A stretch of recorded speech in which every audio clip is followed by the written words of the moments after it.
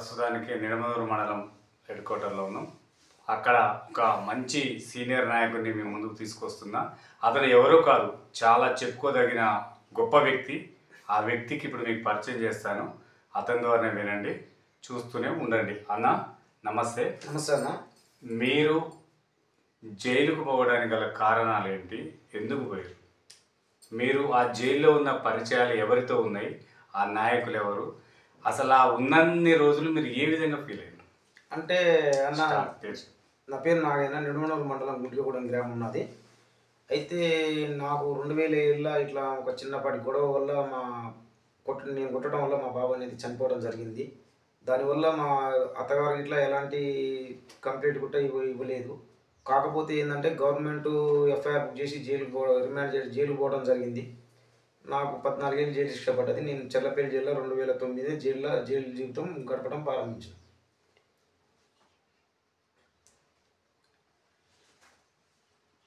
మీరు ఇప్పుడు తెలంగాణ రాష్ట్ర ముఖ్యమంత్రి రేవంత్ రెడ్డి గారితో ఉన్నారని తెలిసింది. అతను మీరున్న కాడికి అతను ఎలా వచ్చింది? నేను రేవంత్ రెడ్డి సారు 2015లో రావడం జరిగింది జైలుకు.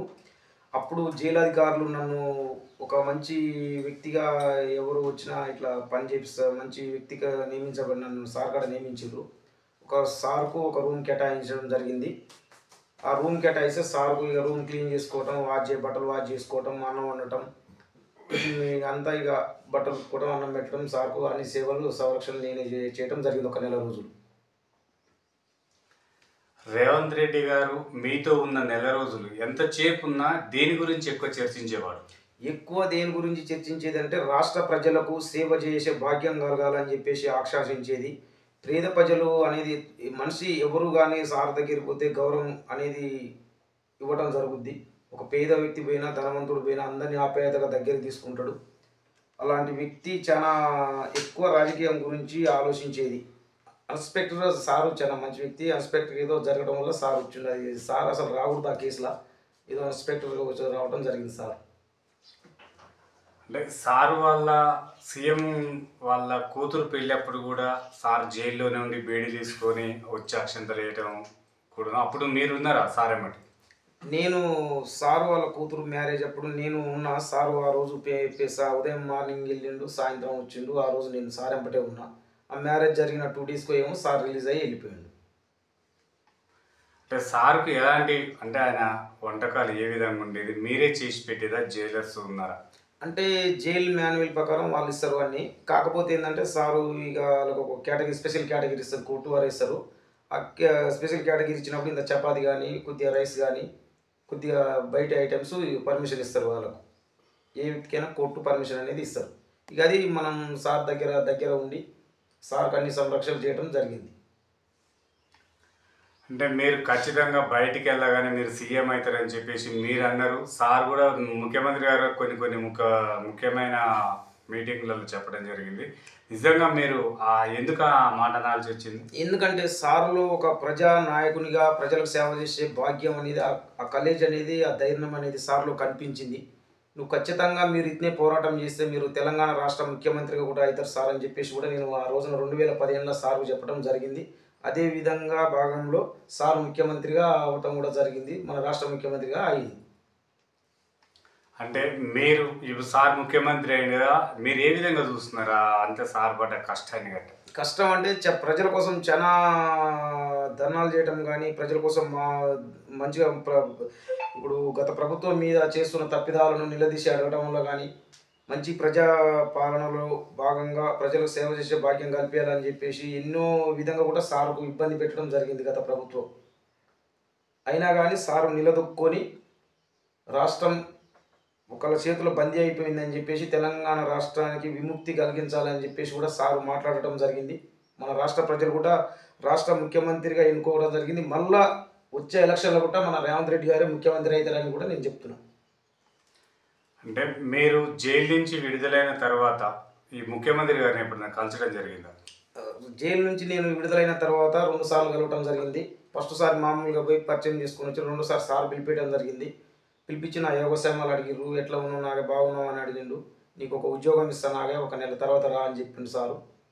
పోయి సార్ని కలుస్తా. సారు ఏ ఉద్యోగం ఇచ్చినా ఈ రాష్ట్ర ప్రభుత్వానికి నేను సార్ని కోరుకునేది ఒక్కటే, రాష్ట్ర ప్రభుత్వానికి ప్రభుత్వం చేస్తున్న సంక్షేమ పథకాలన్నీ ప్రజలకు వివరించే నాకు ఒక బాధ్యత ఒప్పజెప్పాలని మన సీఎం గారు రేవంత్ రెడ్డి గారిని కోరుతున్నాను. అంటే ఎలాంటి ఉద్యోగం కోరుకుంటున్నారు? సార్ మీకు ఎలాంటి ఉద్యోగం ఇస్తారని హామీ ఇచ్చిండండి? ఎలాంటి ఉద్యోగం అంటే నా కాడ నేను పెట్టుకుంటా అని చెప్పి నాకు ఆ రోజు సార్ చెప్పడం జరిగింది. నేనేందంటే రాష్ట్ర ప్రభుత్వం సంక్షేమ పథకాలు ఇప్పుడు ఇంద్రమ్మ ఇళ్ళు కానీ, పింఛన్స్ కానీ, రేషన్ కానీ, రోడ్లు కానీ ఇవన్నీ ప్రతి ఊరికి రాష్ట్ర ప్రభుత్వం చేస్తున్న సంక్షేమ పథకాలు అందుతున్నాయా అందుతలేవా అనే దాని మీద దృష్టి సారించి మన ముఖ్యమంత్రి గారు పడే బాధలు వాళ్ళకి వివరిస్తూ మరొకసారి మన రాష్ట్ర ముఖ్యమంత్రి రేవంత్ రెడ్డి గారిని కూడా మన ముఖ్యమంత్రిగా చేసే బాధ్యత కూడా నాకు కల్పించాలని చెప్పి సార్ ఆశీర్వాదం కల్పించాలని చెప్పేసి కూడా కోరుతున్నాను. మీరు 1 మంత్ ముఖ్యమంత్రి గారితో ఉన్నారు కదా, ఇప్పుడు ప్రజలు ఏమంటున్నారు?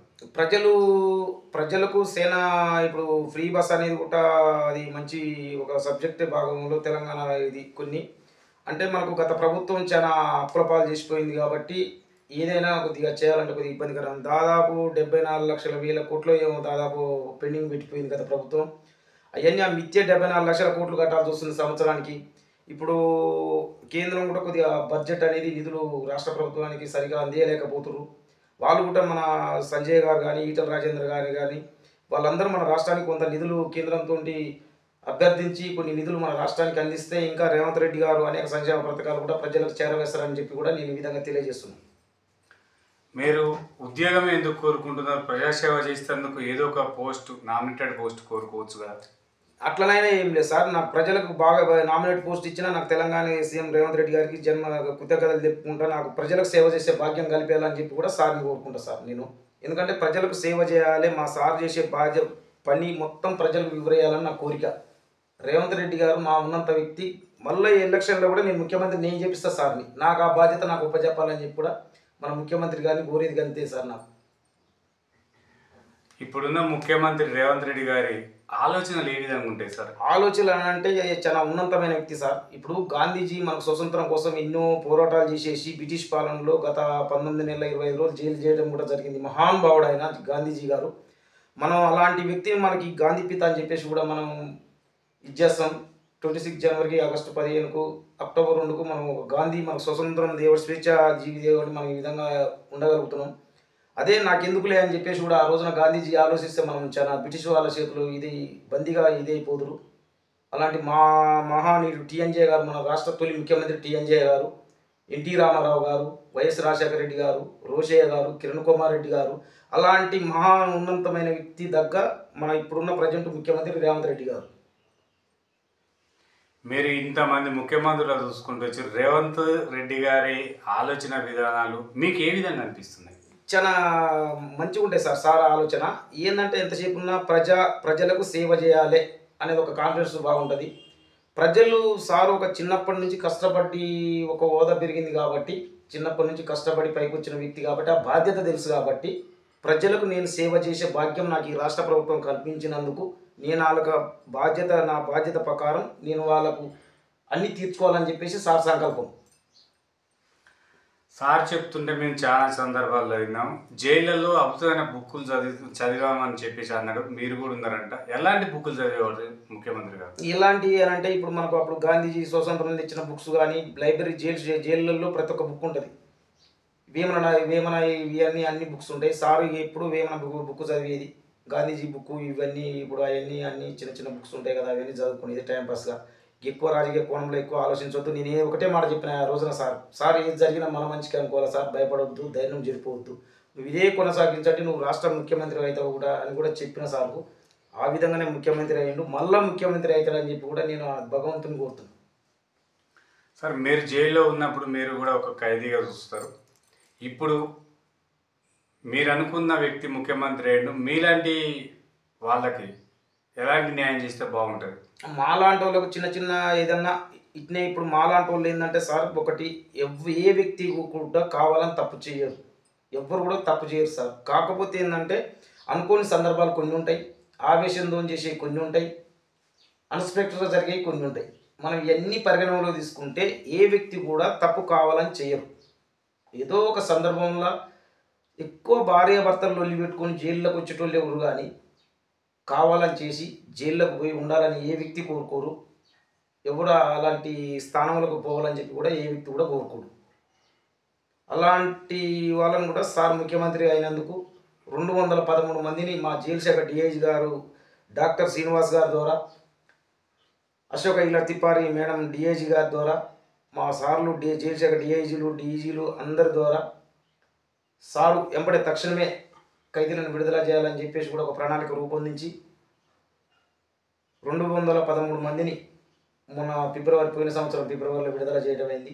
ఆ 213 మంది మన రాష్ట్ర ప్రభుత్వం చేస్తున్న సంక్షేమ పథకాలన్నీ ప్రజలకు వివరిస్తూ ఒక చిన్న చిన్న ఏదో లోన్స్ లాంటివి ఇస్తే వాళ్ళ కాళ్ళ మీద వాళ్ళు నిలబడి వాళ్ళ ఫ్యామిలీని చదువుకునే అవకాశం కల్పించాలని చెప్పి కోరు. మీరు ఒకవేళ రాజకీయంలోకి వస్తే ప్రజలు జైళ్ళలో పోకుండా అంటే మీరు ఎలా వాళ్ళకి సలహాలు సూచనలు ఇస్తేందుకు ప్రిపేర్ అవుతారు? జైళ్ళకు పోకుండా నేను చేసేంత నా కాడ ఉంది సార్. అది నేను ఎందుకంటే ఏ వ్యక్తిని కూడా మార్చేంత అవకాశం ఉంది. మనం జైళ్ళకు కానీ మందు వల్ల కానీ చాలా నష్టం జరుగుద్ది. అన్ఎక్స్పెక్టెడ్గా ఈ మందు కూడా నేను ఒక కౌన్సిలింగ్ ద్వారా కూడా చాలా మంది మందు కూడా మార్పిస్తా. ఏ వ్యక్తి కూడా చెడు బారిన పడకుండా నీ మాట విధానం వాళ్ళకి నచ్చ చెప్తా. అలాంటిది చాలామంది అడిగారు, అన్న మా ఊరికి రా, ఇట్లా ఒక ప్రోగ్రామ్ చేయాలన్న, ఇట్లా చాలామంది ఇట్లా చిల్లరగా తాగుడుకు బానిస అయిపోయి ఈ విధంగా ఇదైతురు, యువత చెడిపోతుందని అంటే విద్యార్థులకు కూడా మంచి ఒక సూచనలు కూడా నాకు అవకాశం కల్పిస్తే నేను వాళ్ళకు ఒకటి చేసేందుకు కూడా అవకాశం ఉంది. ఇప్పుడు సీఎం అంటే రేవంత్ రెడ్డి గారి వాళ్ళ అన్న కొండలరెడ్డి వాళ్ళంతా రాజకీయ పరంగానే ఉన్నారు. ఇప్పుడు అంతా సొంత నిర్ణయాలు తీసుకుంటున్నారు అంటారు. అది నిజంగా కుటుంబం అట్లాంటిది? లేదు సార్, వాళ్ళు ఎంతసేపు ఉన్నా ప్రజలకు సేవ చేసే భాగ్యం కానీ వాళ్ళు సొంత నిర్ణయాలు తీసుకుంటూ గారు. వాళ్ళు సొంత నిర్ణయాలు తీసుకునే వ్యక్తులు గారు. ఎవరి దగ్గర పోయినా ఆప్యాయతంగా పలకరించే వ్యక్తులు. చిన్నప్పటి నుంచి వాళ్ళు కష్టపడి పైకి వచ్చిన వాళ్ళు తప్ప అలాంటి వ్యక్తులు కాదు సార్. నాకు తెలిసినంత కాలం, నాకు తెలిసిన కానించి ఇప్పుడు జనం నీ మీద నింద మోపాలంటే నీ 1,90,000 అంటే సరే ఆయన పట్టించుకుంటారా? అది నీ అంతరాత్మక ఎక్కడ నువ్వు మంచి చేస్తున్నావు చెడు చేస్తున్నావు అని. అంతేగాని నేను ఆయన మంచోడు కాదంటే అది ఎట్లా కరెక్ట్ కాదు కదా సార్. పడిన 1,00,000 మంది ఉంటారు అంటారు అనగానే ఏం కాదు కదా. మన అంతరాత్మక ఎక్క వాళ్ళు తప్పుడోళ్ళు కాదు నాకు తెలుసు. వాళ్ళు ఎందుకంటే చిన్నప్పుడు కూలి చేసి కన్న కష్టం పడి ఉన్నంత స్థాయికి వచ్చిన వ్యక్తులాలు, ఆత్మాభిమానం, అన్నం పెట్టే గుణదాతలాలు. అలాంటి వ్యక్తులు ఆ విధంగా వ్యక్తులు అయితే కాదు సార్. ఇప్పుడు కేటీఆర్ కూడా సోనియా గాంధీకి డబ్బులు ఇచ్చి ముఖ్యమంత్రి పదవి కొనుక్కున్నాడని చెప్పేసి అంటున్నారు. ఇది ఎంతవరకు వాస్తవం? నిజంగా సార్ సొంత కాళ్ళపై అంటే కష్టపడి నేను రాజకీయంలోకి వచ్చినా చెప్పేసి అంటున్నారు. వాళ్ళు ఏమంట అంటున్నారు. దీన్ని ఏ విధంగా చూడొచ్చు సార్? సార్ అది ఏ విధంగా అంటే మన కేటీఆర్ సారు కొనుక్కోవడం అంటే బస్ టికెట్ కాదు కదా సార్. కొనుక్కోనికి బస్ టికెట్ అదేమన్నా కొనుక్కోను కాదు కదా. సారు ఉన్నతమైన వ్యక్తి. ఈ వ్యక్తి అయితే ఈ రాష్ట్ర ప్రభుత్వానికి మంచి ప్రజాపాలన చేయగలడు అని చెప్పేసి కూడా కేంద్రం మన సోనియా గాంధీ ఇచ్చేసి బాధ్యత ఉపచెప్పింది. అది కొనుక్కోవాలంటే అందరూ కొనుక్కుంటారు సార్. ఇప్పుడు కేటీఆర్ గారు డబ్బులు ఆయన ఎందుకు కొనుక్కోలేదు మరి? ఇప్పుడు ఒక మాట మన మాట సార్. ఇప్పుడు సారు టికెట్ కొనుక్కొచ్చుకున్న సోనియా గాంధీ గారికి పోయి అవసరం లేదు. ఆయన కొనుక్కోవాల్సిన అవసరం లేదు. వాళ్ళే ఇంకా మళ్ళీ ఒకసారి కూడా ముఖ్యమంత్రి ఆయన గెలుస్తాడు. ఇలా ఎవరు ఏం చేసినా ఏం కాదు. ఇప్పుడు మూసీ ప్రణాళిక తెచ్చితే దాన్ని అంటారు కదా, అందరూ తప్పుదోవ పట్టిస్తారు సార్. అది ప్రభుత్వాన్ని తప్పుదోవ కాదు. సరే ఈ ప్రభుత్వం తప్పు చేస్తుంది, మీ ప్రభుత్వం ఉన్నప్పుడు ఎందుకు చేయలేదు చెప్పండి. ఐ మీన్ క్వశ్చన్ ఆన్సర్ నేను చెప్తున్నా. మీరు ఎందుకు చేయలేదు? ఆ ప్రజలు మురికి కాలువల్ని ఇదైపోవాలన్నా తెలంగాణ తెచ్చుకుంది ఇదేనా? అలాంటి సందర్భంలో మూసి ప్రణాళిక అని చెప్పేసి పేదలు కూలీనాలు చేసుకునే జనాల కంపులో ఇబ్బంది పడుతున్నారని చెప్పేసి మన రాష్ట్ర ప్రభుత్వం ఆ స్కీమ్ తీసుకొచ్చి దాన్ని డ్రైనేజ్ లేకుండా చేసేసి వాళ్ళకు ఒక ఉన్నతమైన స్థితి కల్పించాలని సంకల్పించింది. దానికి ఇంకా కోఆపరేషన్ చేసే పోయి నువ్వు వల్ల ఏదో కొత్తగా తెచ్చినావు, వల్ల ఏదో ఇది చేయాలని చెప్పేస్తే ఎట్లా? అలాంటి వ్యక్తి చేయాల్సిన అవసరం లేదు. నువ్వు అలాంటి వ్యక్తి మరి నువ్వెందుకు చేయలేదు? చెప్పు, నేను చెప్తాను. ప్రతి ఒక్కదానికి ఆన్సర్ ఉంది సార్ నా తన. మనం ఎందుకంటే ఈ ప్రభుత్వం చేసే అన్ని పనులు ఒరిజినలే, నీకు ఏది డూప్లికేట్ చేయవు. అంతేందుకు ఇక్కడ మన సౌటపల్లి ఎరికే కదా సార్, ఊరికి దత్తత పెట్టి ఊరికి దత్తత తీసుకున్న ఒక్క ఇల్లు కట్టించిండా? ఏం కట్టేయలే. రోడ్డు ఒకటే ఉత్తదే, రేకుల షెడ్ వేసారు, ఆడంగా రోడ్డు వేసుకొని పోయారు. ఎక్కడికి సార్ మరి? అలాంటిది ఇక ఈయనే కానొస్తుంది నువ్వు ప్రజలకు న్యాయం చేసింది. చెప్పండి, మీరు కూడా ఆలోచించాలి. మీడియా మిత్రులు కూడా ఆలోచించి అడగాలి. ఓకే సార్, ఇప్పుడు మీరు అంటే ముఖ్యమంత్రి గారు మీ మండలానికి కానీ మీ గ్రామానికి కానీ ఎలాంటి సేవలు అందించాలని ప్రభుత్వాన్ని కోరుకుంటున్నారు? మా ఊరికైనా మా నిడమనూరు మండలానికైనా రోడ్ల వ్యవస్థ, కరెంటు, ప్రతి ఒక్క మండలానికి ప్రతి ఒక్క 5 గ్రామాలకు ఒక అంబులెన్సు, మహిళలకు, వృద్ధులకు, వికలాంగులకు, గర్భిణీలకు సరైన పోషకాలు అంతనే ఉన్నాయి. ఇంకా కొంత సాయం చేస్తే ప్రతి ఒక్క 5 గ్రామాలకు కలిపి ఒక అంబులెన్స్ చేస్తే ఎమర్జెన్సీ అనేది లేకుండా ప్రజలకు కూడా అందుబాటులో ఉండాలని చెప్పేసి మా నిడమనూరు మండలానికి రోడ్లు కానీ కరెంటు కానీ అనేక నిధులు కూడా నేను నా వంతు సాగర్ ఎమ్మెల్యే గారి ద్వారా, ఎమ్మెల్యే గారు కూడా చాలా సాగర్ నియోజకవర్గం ప్రజలకు సేవ చేస్తుండ్రు. జానారెడ్డి గారు తనయులుగా ముద్ర వేసుకుంటారు. వాళ్ళు కూడా మళ్ళీసారి ఎంపీ రఘువీరారెడ్డి సార్ అవుతాడు, ఎమ్మెల్యే జయవీరారెడ్డి సార్ అవుతారు. అలా ఎలాంటి తిరుగు అనేది లేదు. ఆ సార్ల ఆశీర్వాదంతో కూడా నేను ముందుకెళ్ళి మా మండలాన్ని మంచిగా అభివృద్ధి చేసుకోవడం జరుగుతుంది. ఇప్పుడు ముఖ్యంగా విలేజ్లో బెల్ట్ షాపులు విపరీతంగా అయినాయి సార్. వాటి ద్వారా ఎంతో మంది యువత జీవితాలు ఆగమవుతున్నాయి. దాని నిర్మూలన కోసం ప్రభుత్వం దృష్టికి మీరు ఏ విధంగా తీసుకెళ్తున్నారు? మీ వంతు ఎలా కృషి చేస్తున్నారు? అంటే ప్రభుత్వం దృష్టంగా అంటే ఊరికి బెల్ట్ షాప్ చాలా అయినాయి సార్, అది వాస్తవమే. బెల్ట్ షాప్ చాలా అయినాయి. అంటే గత ప్రభుత్వంలో విచ్చలవిడిగా ఉండే, ఈ ప్రభుత్వంలో కొంత తగ్గినాయి. కాకపోతే ఏంటంటే ఇది మనం రాజ్యాంగం పుట్టిన కాంచి నడుస్తున్న ఆనవాయితీ, ఇది మనం ఎవరూ మార్చలేదు. కాకపోతే ఏంటంటే ఒక్కటే ఊరికి ఒకటి పెట్టాలి అని చెప్పేసి కూడా నేను రాష్ట్ర ప్రభుత్వ మన ఇక్కడి మండలంలో కానీ ఎవరికైనా నేను చెప్పేది ఒకటే, ఒక ఊరికి ఒక షాప్ పెట్టుకోవడం, ఒక టెండర్ ద్వారా వారి ఆ టెండర్కి వచ్చిన డబ్బులు మన రోడ్లు వేయించుకోవడానికి కానీ ఊళ్ళో డ్రైనేజ్ చేయించుకోవడానికి కానీ చేస్తూ ఆ చెడు వ్యవస్థని కొంత నిర్మూలించాల్సిందిగా కోరుతున్నా సార్. మీరు ఫైనల్గా ఓటర్లకు ఏం చెప్పదలుచుకున్నారు సార్? ఇప్పుడు ఎన్నికలు రాబోతున్నాయి, గ్రామ పంచాయతీ ఎన్నికలు రాబోతున్నాయి కాబట్టి మీరు ఓటర్లకు, యువతకు ఏం చెప్పదలుచుకున్నారు? నేను నాగార్జున సాగర్ నియోజకవర్గం ప్రజలకు ఒక్కటే సార్ నేను దండం పెట్టి చెప్పేది, ఇంద్రమ్మ ఇండ్లు వస్తున్నాయి, రోడ్లు వస్తాయి, అన్నీ వస్తాయి. ఆలోచించి కాంగ్రెస్ ప్రభుత్వానికి ఓట్లు వేయాలి. ఏదో వాళ్ళు ఇచ్చిన పైసకాశపడి ఇస్తే ఇబ్బంది అయింది. పైసలు తీసుకోకండి. ఎందుకంటే సార్ పెట్టిన ఇంద్రమ్మ ఇండ్లు వస్తాయి, రోడ్లు వస్తాయి, పింఛన్ వస్తాయి. కాకపోతే ఏంటంటే మన రాష్ట్ర ప్రభుత్వం మీద ఇప్పుడు నేనున్న సార్, నేను ఇప్పుడు డ్యూటీ దిగిపోతున్నా, నువ్వు ఎక్కుతున్నావు, నీ మీద నేను ఒక 10 లక్షలు వేసిపోస్తే నువ్వు ఆ 10 లక్షలు తిప్పేందుకు ఎన్ని రోజులు పడుతుంది చెప్పండి? ఇప్పుడు ఆ బాధ్యత నువ్వు నీ మీద వేసుకొని నువ్వు తిరుగుతున్నావు. అలాగనే గత ప్రభుత్వము 74,00,000 కోట్ల రూపాయలు అప్పుగా నువ్వు చూపెట్టిపోతే దాన్ని మిత్తి 74 లక్షల కోట్లు కడుతుంటే ఈ బడ్జెట్ అంతా ఇటు పెట్టేది ఇటు పెడుతుంటే ప్రజలకు ఎలాంటి సమస్య లేకుండా అందుతున్న పథకాలు కూడా చెప్పేసి కూడా ప్రజలు కూడా కాంగ్రెస్ ప్రభుత్వమే గెలుస్తుంది. సర్పంచ్గా ఎక్కడనైనా నాగార్జున సాగర్ నియోజకవర్గం కింద కాంగ్రెస్ ప్రభుత్వం సర్పంచ్ ఎన్నికలల్లో కాంగ్రెస్ తిరుగులేని పార్టీగా గెలుస్తుందని చెప్పేసి కూడా నేను మా నాగార్జున సాగర్ నియోజకవర్గ ప్రజలకు తెలియజేస్తున్నాను. Okay sir, thank you. Okay sir, నమస్తే. మీ తెలుగు